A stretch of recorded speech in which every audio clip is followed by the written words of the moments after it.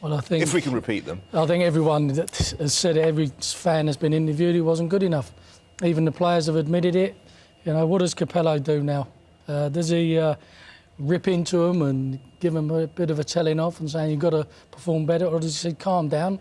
We're not out of it. If we win our last game, we can qualify. But whichever way he jumps depends on whether it is a problem with the coach or whether it is the players as a team or as individually. I think it's a combination of the two. Obviously, the manager's going to pick the team. He sees the players week in, week out. When he goes to Premiership matches, he sees them in training. When England get together, didn't he? Well, yeah. he didn't seem too positive for me. But I think the players have got a responsibility as well to go out and perform, do something. I was talking earlier, and someone like Brian Robson, if it weren't going well, we'd go and tackle someone and get himself booked. But he'd do something to try and liven the team up. Right. To me, there was nothing happened. Cue Rebecca, what do they do? Well, I think we were talking before, weren't we? And we were saying one of the things is, regardless of how they're feeling under Capello's leadership and Capello's management, those players themselves have responsibility. They have to go out, they have to pull themselves up, they have to get the confidence back. Because I think the team last night looked like they were lacking confidence. There was little communication between the players. They have to understand what their role is, they have to understand what they're doing on the pitch. And they have to, you know, if they're not happy under the management, they have to do that for themselves. Do you think there's been a falling out, looking at what happened last night? I don't know that there's been a falling out. You know, different players will, you know, under different types of management, you know, will get on in different ways, different personalities. You know, the group dynamics is really, really important. But they have to rise above that. They have to be able to deal with those things. At that level of professional football, they have to be able to deal with that. Yeah. Again, in 1986, England got off, actually, to an even worse start, lost the opening game and then drew against Morocco. So you were faced with your final group game, having to win it. Now, what happened to turn things around? Because you went on to win that one 3-0. Yeah, he didn't change much.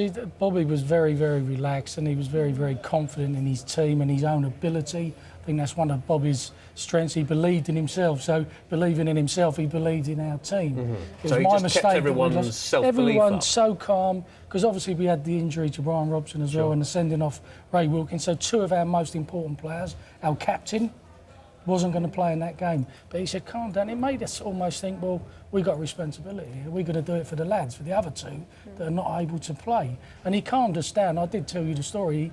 He relaxed us in the dressing room for about 15 minutes. I've picked this team. We can do it. We can qualify. So it wasn't shouting win. and hair drying as the phrase has now been adopted. But in the first two matches, were you, like this team seem, paralysed by fear?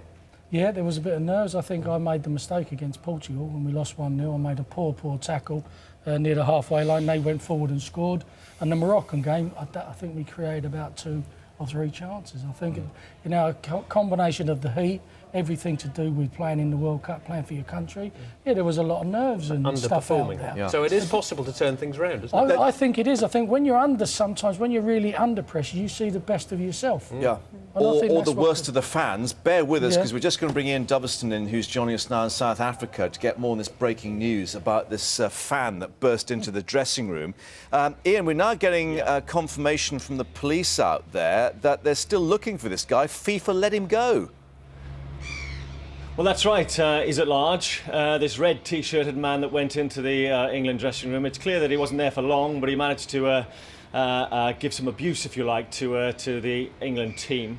He was very quickly dealt with by the FA within the dressing room, but of course the security outside that he'd managed to breach is FIFA's security, and he was taken out by a FIFA official and effectively let go. And at that stage it wasn't reported to the South African police, and that will form obviously part of the investigation. Why wasn't it?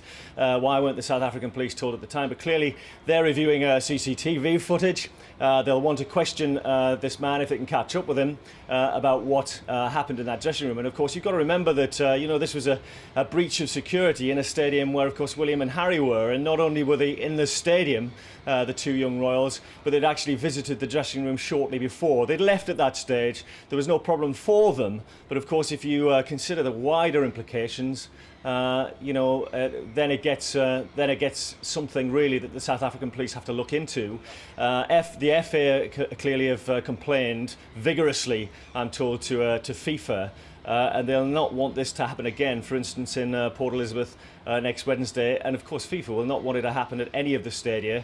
during the World Cup, during the month of the World Cup, because it is a serious breach. You know, at this, on the face of it, it's an angry fan who got into the dressing room and wanted to say things to the players about their performance. But when you consider who else might have been able to gain access to that dressing room, people with a more malign intent, then you start to worry about it. And clearly it is something that the South African police have to take very, very seriously indeed. Particularly as the Royal Princes had been in that changing room just moments earlier. Well, Yeah. Kenny, for the players, it'll be unsettling as well, because this is your inner sanctum, isn't it, in the changing room? It certainly is. I think there was a great story of Harry Redknapp when he was managing one of his teams.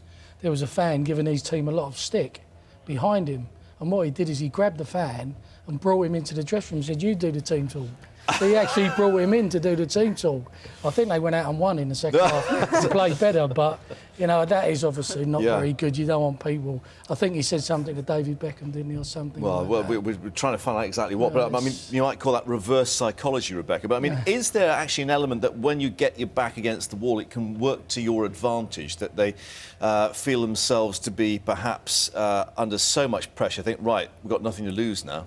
Yeah, hugely, and the players that will do the best and that will do the best they can will come out fighting. They've got to show an element of resilience. They've got to be able to bounce back from this. And you know what? It's not the end. They haven't lost a game yet. They've drawn. They have to come back against Slovenia. They have to come back stronger. And players have to find it within themselves to do that, to find that resilient quality. But how important is the language skills indeed of Fabio Capello in instilling this in these players? Yeah. It is important. Language, in that situation is always going to be a barrier, and we know that, communication is hugely important in both Capello being able to convey what he wants to, say to the players. But equally, they know that, that's an uncontrollable. That is the situation. Players have to focus on the things that they can control and, bring it out of themselves. And very quickly, Ian, last word from you on the England camp. Are we going to get any more news from them today? I'm not sure that we'll get any more news during today about those England players. I think we might find out a little bit more tomorrow. I mean, the question for me, really, and I'd like to hear Kenny Sansom perhaps answer it, really, is whether those players, he spent a lot of time with the England squads around World Cups, is whether those players now, because of the discipline that's instilled by Fabio Capello, whether they're too tightly wound. When Wayne Rooney ran onto the pitch last night, he did a full sprint across the pitch like, he really wanted to do something. Yet in the game, his performance was fairly insipid. And I just wonder whether they're bored, they're too tightly wound within that camp. And it's having an effect on the matches. I'd quite like to hear a player like Kenny Sansom talk to me about that. Right, Kenny, too much discipline? I don't think too much discipline. I think what's happened, I think you need someone. We was mentioning about Terry Butcher and Brian Robson. You need someone to go out there and boss it. Stephen Gerrard is the new captain because Rio obviously got injured. He should be getting hold of players and almost getting them around. Hey, come on, you Kicking can do a few better. bottoms. Yeah, I think you do need some stronger characters out there to really get hold of people. Gareth Barry, get out here. Sean Wright Phillips, tuck it. Them sort of things more. I think David James. There's a few close-ups of him giving a bit of a rollick into the defence. Yeah. But I think you need more of them in the team. And you can see a certain Mr. David Beckham on the sidelines getting a bit frustrated. I think he actually swore once. Indeed. I lip-read for a bit. Anyway, Ian, thank you for updating us at the Cape Town Stadium. We should call it, not the Green Stadium, as we've been saying. But thank you for that, and to our panel as well. Thanks very much indeed. But we'll update you, of course, on that breaking news. Charlie, what else have we got coming up in the sport? Well,